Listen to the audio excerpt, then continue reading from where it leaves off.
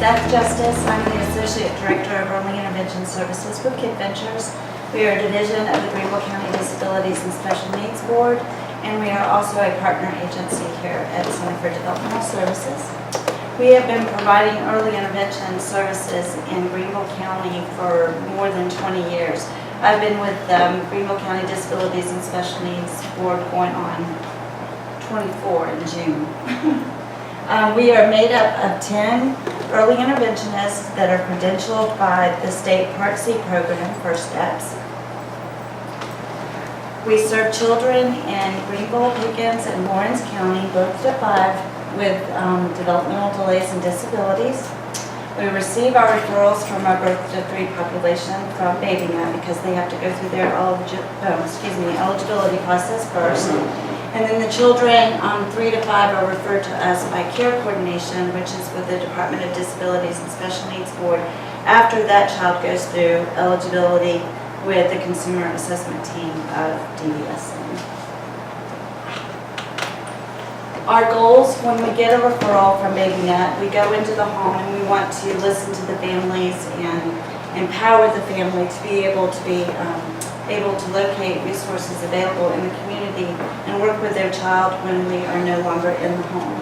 And of course, we want each child to meet their greatest potential.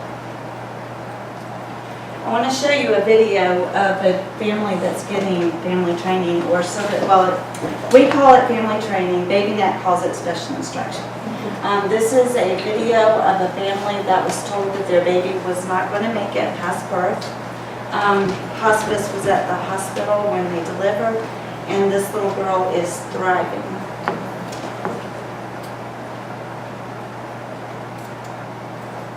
Oops.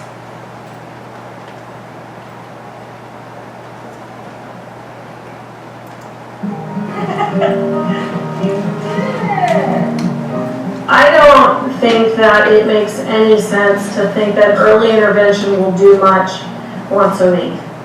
In terms of something sticking with a kid, early intervention for me is coaching. Their full-time job isn't to make my kid better. Their full-time job is to help me enable my kid to progress. How is she doing with innovation, like your official? Good. Did you get kisses from them? I think people put a lot of pressure on early intervention, and the person who comes to the house like, well, why isn't my kid getting any better? Like, you come once a week.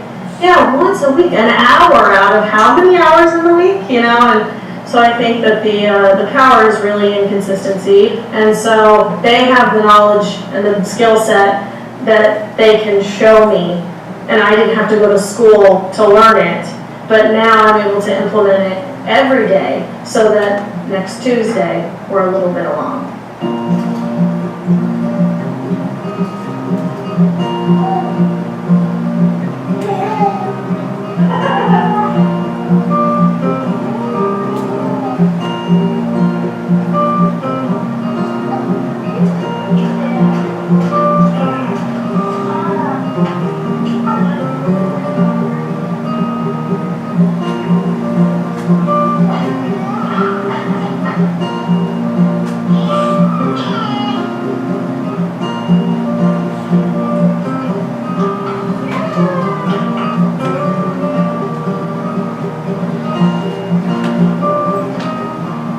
I enjoy every appointment that we have, even in the times when our family has really struggled.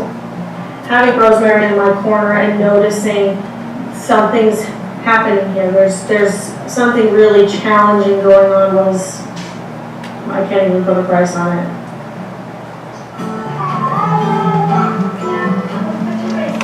I know how that feels to not know where we can go with this, and how can I be enough.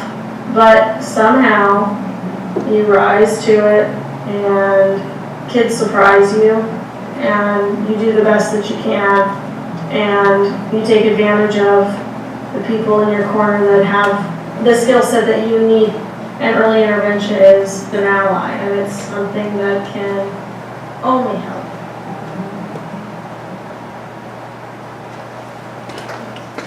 Sweet baby.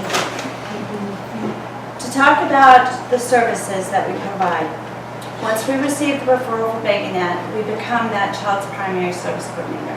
So we help the family find resources available in the community, such as occupational, physical, or speech therapy. We refer for evaluations once the prescription is received from the primary physician. Children that are suspected to have an autism spectrum disorder. We refer for screenings and evaluations to determine if they are at risk for autism spectrum disorder or if they indeed have the diagnosis. And at that point, we can refer out for applied behavior analysis, maybe a provider to come into the home. Patty had talked about referring children to the Greenville County School District or Pickens County School District. At 2 1/2, we help transition children into the preschool special ed program in hopes, that they will either be eligible and continue services or, again, refer on to another program. We refer to a Child's Haven, Meyer Center, a Head Start, Early Head Start, any type of program that we feel that the family would be interested in, qualify for, again, in this parent choice. Family training, special instruction. As I was explaining before, DDSN refers to us as family trainers and BabyNet calls us specialists. The early interventionists, they conduct a curriculum-based assessment on each child, and this is a different type of assessment than the Battelle that's done by BabyNet. It also assesses all those 5 areas of development, but we take this assessment and it helps us determine what the strengths and needs of the child are, and it is reviewed with the family, and the family kind of sees what some of those strengths and weaknesses are. The early interventionists then develop that individual family service plan, and that plan is what drives services. Everything that an early interventionist does, or any service that a child receives, should be captured on this individual family service plan. The goals or the outcomes that are written on the plan are what the family wants for that child based on their priorities, resources, and concerns. So if their goal is to work on getting that child to talk, and we see a delay in another area, but that's not their goal, we don't address it. We put what the family wants on that plan. Guidance from other team members may help them add more goals, but it really is what the desires of the family are. And the early interventionists will go to the home or the child care setting at least once a week, or ideally once a week for an hour, and work with that family or caregiver one-on-one, teaching them activities to address that child's developmental delays. And we also, we have early interventionists in families at the library, in the park. It's all about the natural environment. We want the children to be part of their community, and the family is with that child 24/7, like the mother in the video said. And so they want to be able to address their needs, while they're with their child, and without having a therapist there. They want to be able to carry that over. We assist families with the applying of the Medicaid waivers, and there are various waivers.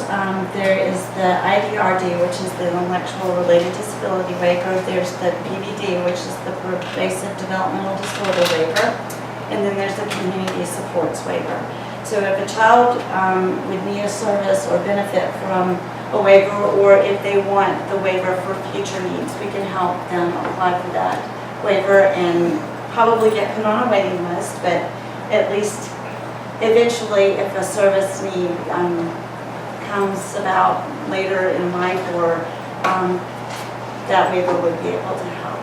We do play groups with the families, and this gives them the opportunity to socialize, the children to get together and play. We meet in various parks throughout the county. We also have had Mr. Nobles. He's a musician that came in, and we had a play group where he had given the families and the children the opportunity to experiment with different instruments, and the kids could play and sing and dance. We also, depending on eligibility criteria, and we have BabyNet eligibility and we have DDSN eligibility.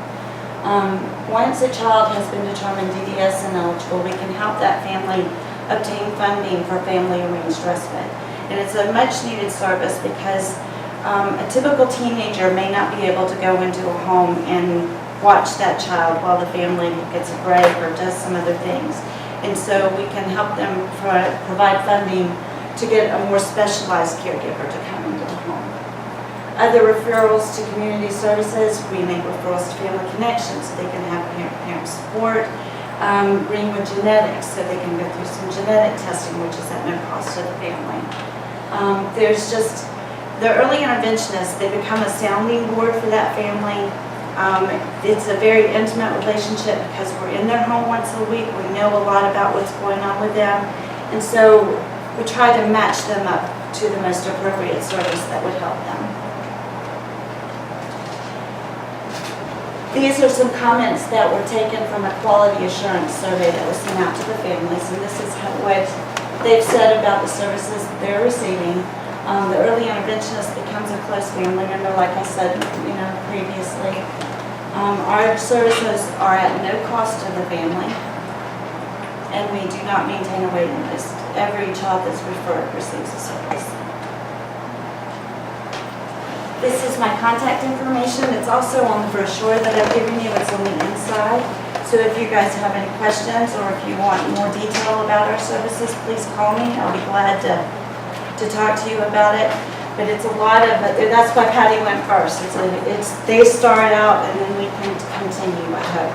And I said that services go to the age of 5. But if a child comes into us at a later age, or if there's a circumstance going on with the family, if there's DSS involvement, if there is a child waiting for a service, like for the PDD waiver, so they can continue to receive ABA services once BabyNet is no longer involved, we can justify to keep those children to the age of 6.